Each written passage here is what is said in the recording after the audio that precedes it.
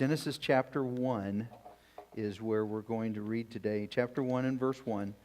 And we're going to be doing this study in Genesis for the next several weeks and possibly even around in the corner into next year, depending on how it goes. But we're going to be looking at several different things. Today, just the foundation of life. Today's abbreviated. It sets the foundation for everything that we're going to talk about. If we get today, everything else comes easy. If we don't get today, everything else is going to come hard.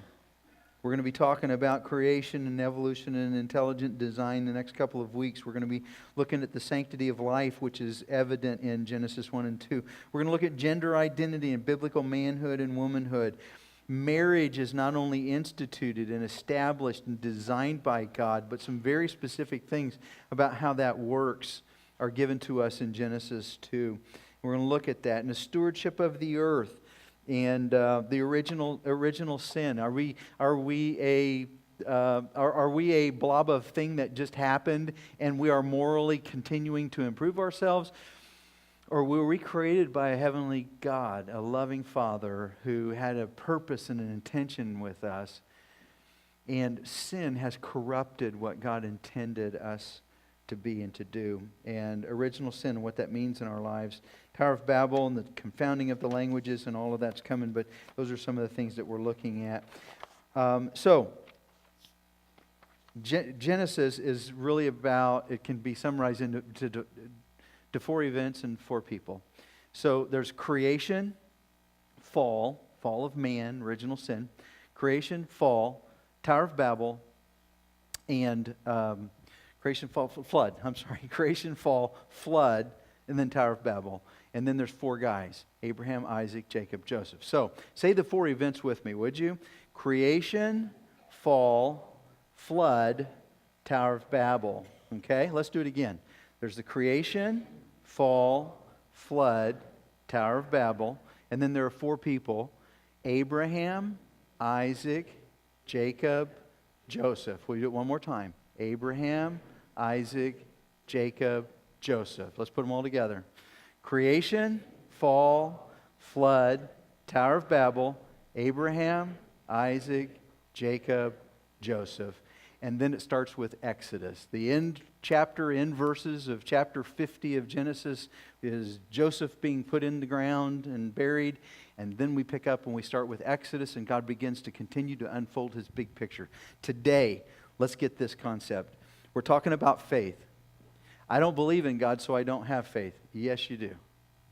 You have to have faith to not believe in God. You can't prove that God doesn't exist, just like I can't prove to you that God does. So it takes faith to believe in God, and it takes faith to believe there is no God and there is nothing after this life, that my body's going to disintegrate in the ground and there is nothing more. You have to believe that because that can't be proven.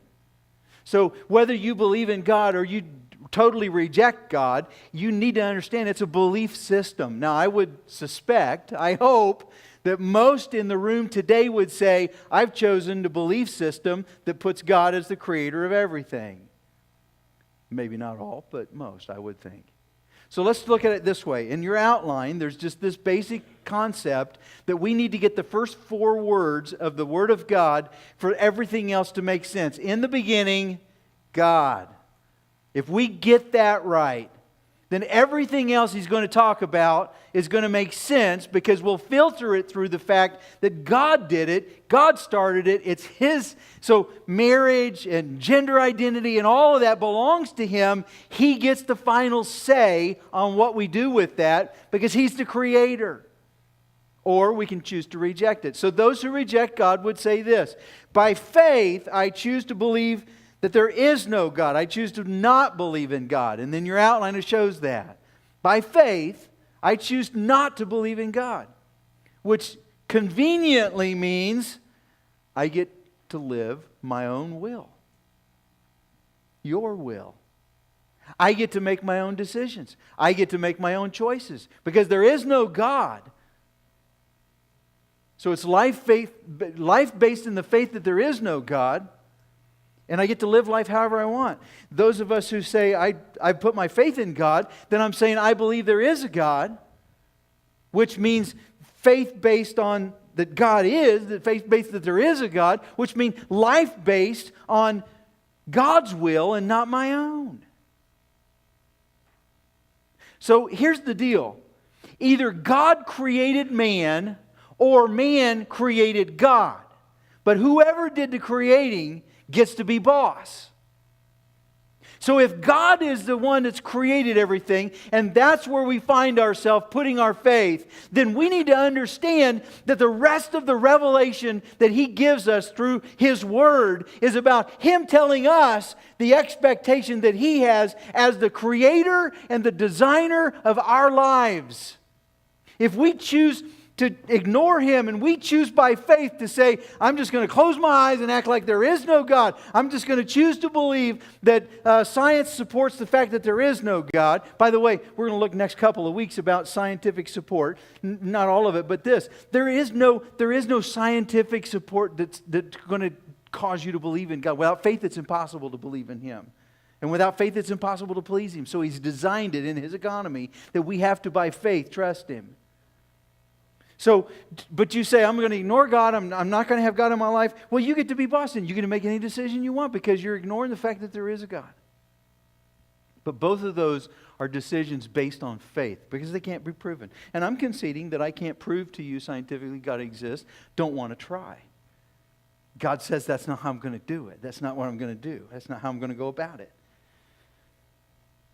So we have two belief systems. It either starts with God or it starts with us. And those are both belief systems. And so, as we go forward, then we want to understand that in those belief systems, we have a responsibility. So there's faith in no God. That means it's life based on your will. There's faith in God. That means life based on His will. Just want to share a couple of quick thoughts with you about this.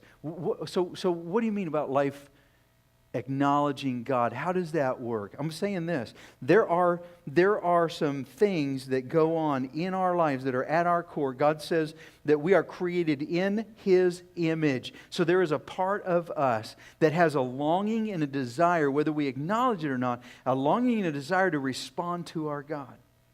So Hebrews 11 and verse 6 tells us that it is impossible to please God without faith. Anyone who wants to come to Him must believe that God exists and that He rewards those who sincerely seek Him. That He has provided a way that we can come back to Him in the brokenness that we find ourselves today.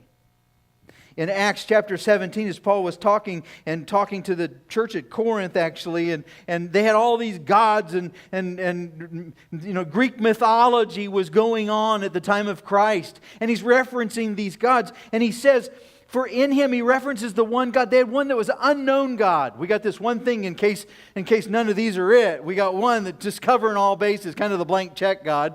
And he refers to that and he says, for in Him, 17 and verse 28, for in Him we live and move and exist. As some of your own poets have said, we are His offspring. He said, let me tell you who that God is that you haven't figured out yet. It's the one true God in whom we live and exist and have our being.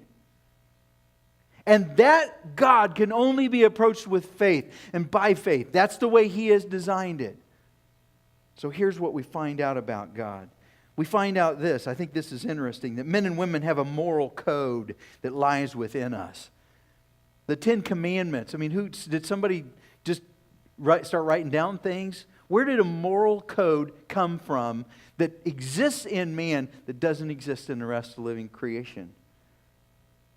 I mean, would animals have a problem telling a lie? Would animals have a problem stealing? We got a little dog that wants to get the cat food all the time.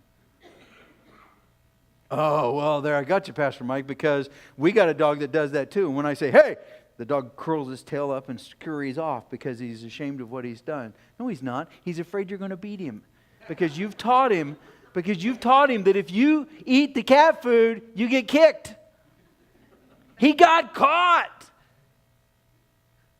We have a moral conscience. You can go to the most remote tribes, and as people have gone in there and go to the most remote tribes where there is no Bible and no written language, and you can find it's still wrong for this guy to be with that guy's wife.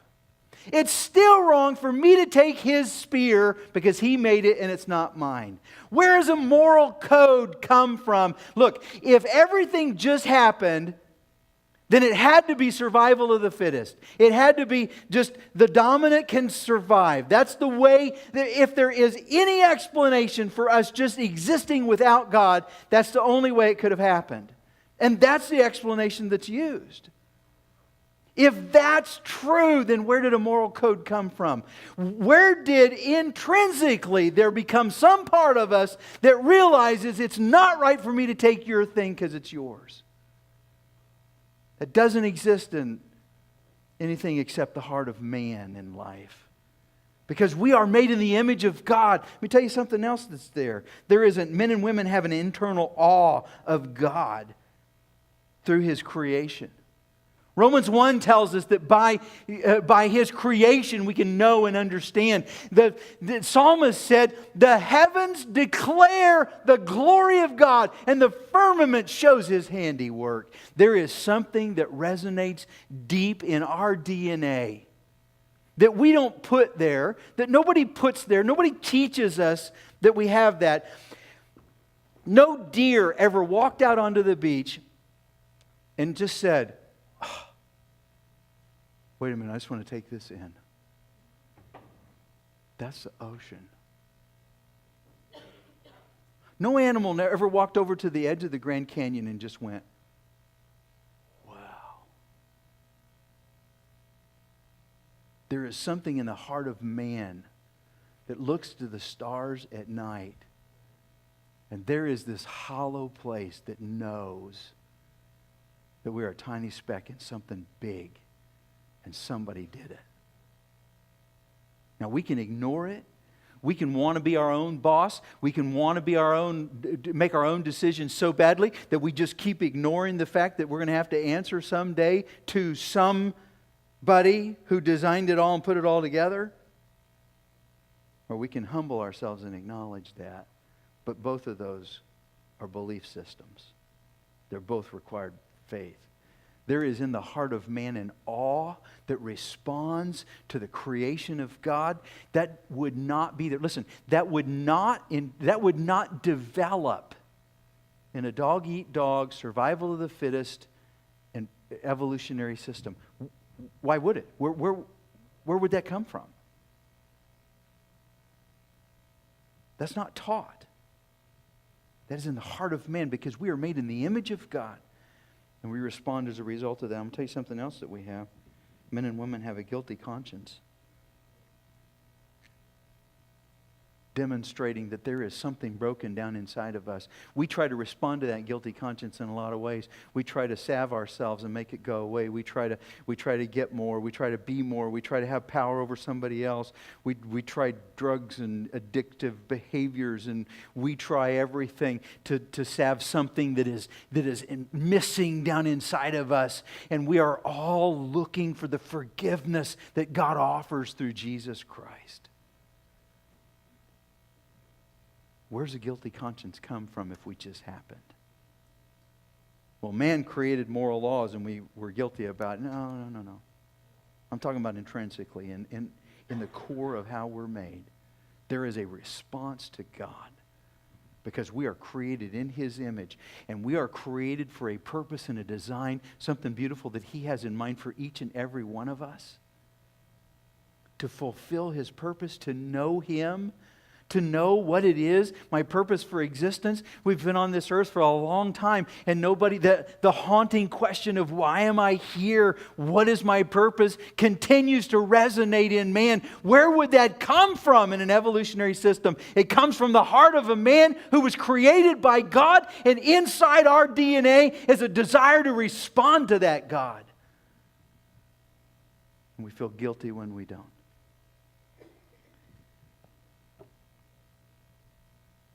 A psychopath is someone that has been able to ignore their conscience regarding life to the degree that it seems like they have none.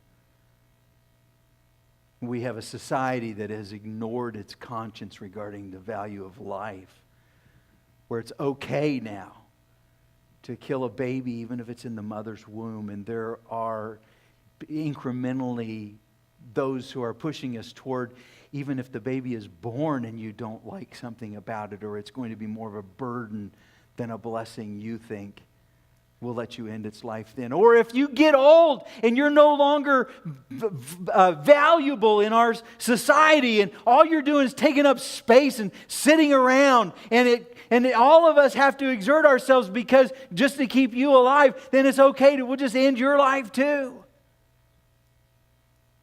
When our conscience becomes seared to the degree that we don't value life in the way that God does. Listen, we got to be done here. So either man created God or God created man. And the advantage of man creating God is you get to be your own boss. You get to live life on your own terms. You get to do however you want. You get to make decisions that are based on whatever you think will make you happy or make you better or make you more. But listen to me. If you're sitting here today and you say, no, I don't believe that. I believe there is a God and He made me.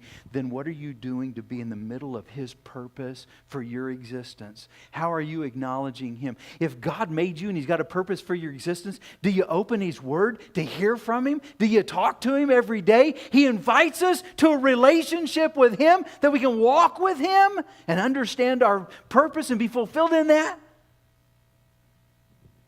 Where are we at with that? Faith in His plan and His purpose for mankind involves Jesus. And in Colossians 1, read this and then I'll have the band come back up. In Colossians 1, Christ is the visible image of the invisible God. Colossians 1:15. He existed before anything was created and is supreme over all creation. For through Him, God created everything in the heavenly realms and on earth. He made all the things that we can see and the things that we can't see, such as thrones and kingdoms and rulers and authorities in the unseen world, and the principalities and the powers that we don't even see visibly. The spiritual realm.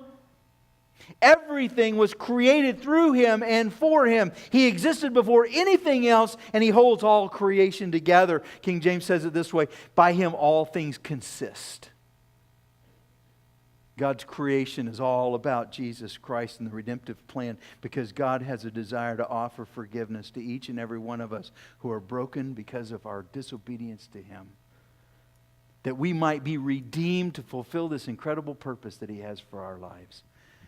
I'm going to invite the band to come back up. We'll sing before we go, but I just want to ask a couple of questions of you while they're coming, if I could.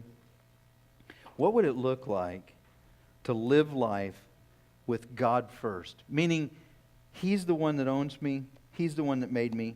He created me. He's got to be first. Well, let me suggest that for some of you, it would mean letting go of some things that are keeping you from His best, that are keeping you from being in the heart, in the middle, and the center of God's plan and will for your life. It might mean letting go of a relationship that you know is not helping you and God. It's pulling you away from God. It might mean saying goodbye to a relationship that's not good for you. It might be letting go of a burden that you continue to carry because you don't think the God who created everything and has a purpose for your existence is even big enough to carry, so you have to carry it for Him. You can't give it to Him and let Him have it. It might mean forgiving someone. It might mean letting go. God says, you know what? I want to be the one who is in charge of administering justice. So yes, you were wronged, but it might mean letting go of that and saying, I'm going to trust God to take care of fixing where I was wronged. I'm going to let that go, and I'm going to choose forgiveness going forward. It might mean something that you have to put before that you have put before God, your marriage or your girlfriend or your boyfriend or your money or your hobby or your job. For some of you, it would mean letting go of something. For some of you, it would mean picking up something, embracing something. It would mean saying, if God is who He is, then why am I dinking around with it? You know, dinking around with it is a lose-lose. You lose the time that you're spending with that. But God's not fooled. God's not, the appeal of God from His Word today is not this, hey, would you throw me some scraps? Hey, while you're doing your thing out there, would you acknowledge me a couple times a week? Would you throw up a Hail Mary now and then when you're really in trouble? Because that's really all I want. It's a lose-lose. The only win-win is when we recognize that there's a God that we get a chance to respond to who loves us enough to buy us back with His own sacrifice so that He can have a relationship with those of us who are broken, those of us who need forgiveness from our Heavenly Father.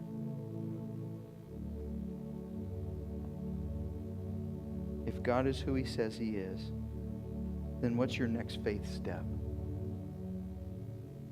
How do you approach Him?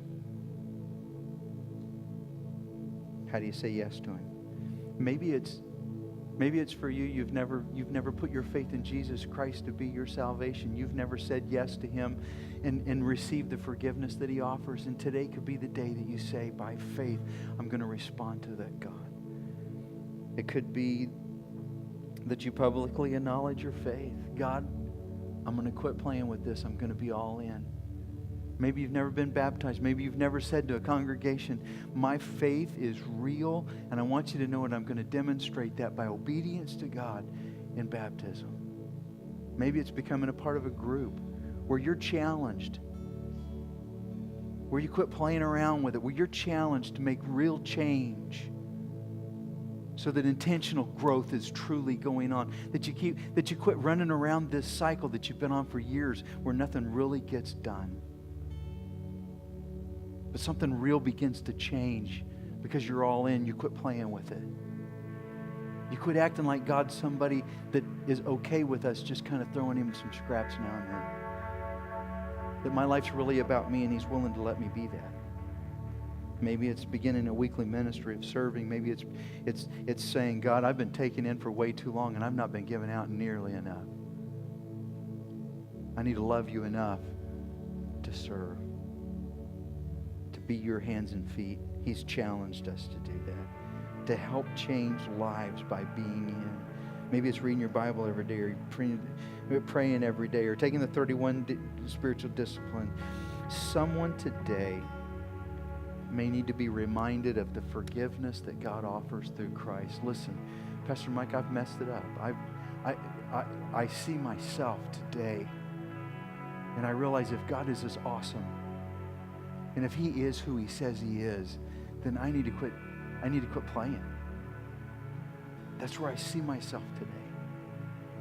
Can I tell you this? There's a God who is your loving Heavenly Father that's been waiting for you with open arms.